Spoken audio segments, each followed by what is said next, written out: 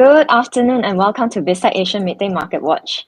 It's Friday, the 28th of June. I'm Samantha Voon and we're joined today here by Kelvin Wong, Senior Market Analyst at Oanda in Singapore. Kelvin, good afternoon. Hi, good afternoon to you, Samantha, and happy Friday. Happy Friday, so good to see you here. So before we get into it, let's have a look at the regional stock market performance today. It's a sea of green with Singapore STI popping up below it's 0.24%, it's down 0.24%, and the rest is up. So we have the Japanese Nikkei 225 up 0.69%.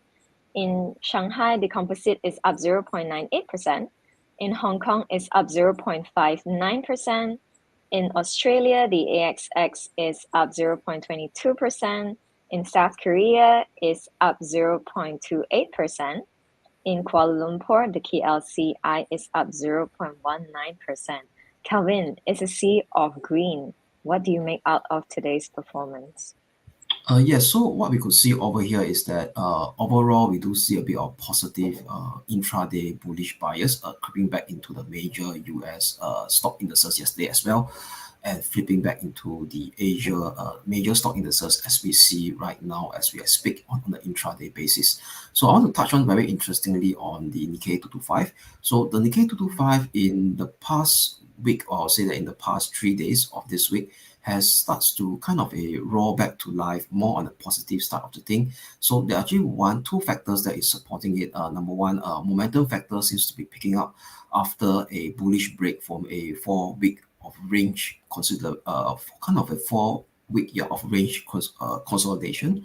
And today we do see another round of positive price action follow through as well, and that is being supported by two key Japan data that is supporting a kind of a revival of manufacturing activities, and as well as potentially indirectly consumer spending as well. So let's touch on the first data, which is industrial production. So Japan industrial production managed to actually take back to positive territory for the month of May. So if we were to look at Japan industrial production in the previous month, in not the prior 2 months, which is April, it actually has a negative 1.8%. So this time around, it managed to rebound to positive 0.3% year on year for May. And even on a shorter term, it managed to actually also creep back to positive territory. On a month-on-month basis, that's positive 2.8% for May, rising above the negative 0.9% that was recorded in April. So we start to see some signs of resurgence of positive momentum manufacturing activities back in Japan. So that's actually also encouraging that positive follow through in the Nikkei 225 after the 2 days of bullish breakout that was seen away from its 4-week of range bound configuration in the past 4 weeks. And on the consumer side of the thing, if you look at the Tokyo Core CPI data, so the Tokyo Core CPI data also managed to creep back up to that Bank of Japan 2% target that they want to see it stabilize at that level before deciding to actually further normalize their ultra dovish interest rate policy that has been kept for decades. So the core CPI, Tokyo Core CPI data for June. So bear in mind that Tokyo Core CPI data, they tend to release 3 weeks or 4 weeks earlier than the nationwide Japan CPI data. So this is considered as a leading indicator to have a gauge on the trend of inflation in Japan. So for the Tokyo Core CPI data for June, it managed to inch back up to 2.1%, back up from 1.9% that was recorded in May, and as well as the core CPI data that's excluding fresh food and energy also managed to show signs of inflationary trend uptick as well. It rose to 1.8% year on year in June from 1.7% that was recorded in May. So overall, it seems to us that inflationary trend in Japan indeed starts to stabilize after close to about 3 months of deceleration. So that actually also indirectly implies that consumer spending is actually picking up. That also potentially also could cause an uptick in this CPI prices one way or so. So that's what encouraging us that the Bank of Japan is more or less starting to has more evidence to at least do a further normalization of their policy by doing a minute interest rate hike at least once more before 2024 ends. So that actually also supports this ongoing bullish momentum that we at the moment we are seeing now on the Nikkei 225. So, how about the dollar yen pair? What do you see? How do you see this impacting the dollar yen pair? Yes, precisely. So the dollar yen pair is moving right now.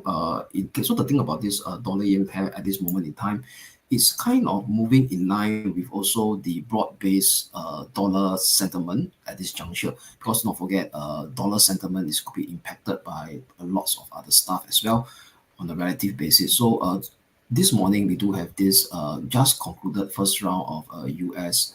presidential election debate between Trump and Biden.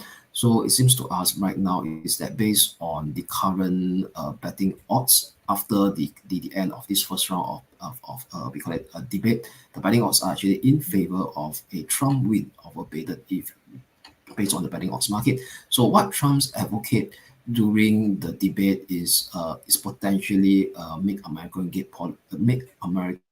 great again policy 2.0, which involve trade tariffs against China and potentially also certain percentage of trade tariffs against the other trading nations that US have too.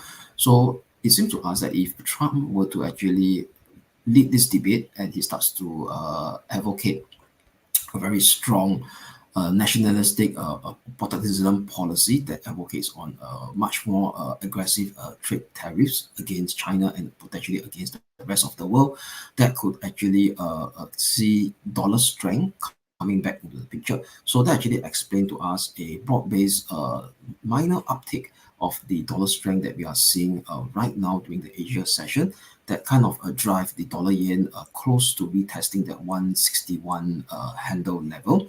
So at this moment in time, it seems to us that the dollar yen is not actually reflecting really to that rosy, open and rosy, much more better than expected Japanese data, which is the industrial production data and the Tokyo CPI data that we discussed earlier, but much more focusing on the prospect of a potential second term or a new term of a US presidency led by Trump. All right, so we have another key data to look out for today for the US side, the US PCE data, right? The personal consumption expenditure inflation data. So it remains unchanged for the past 2 months. Maybe you can share with us your thoughts on this.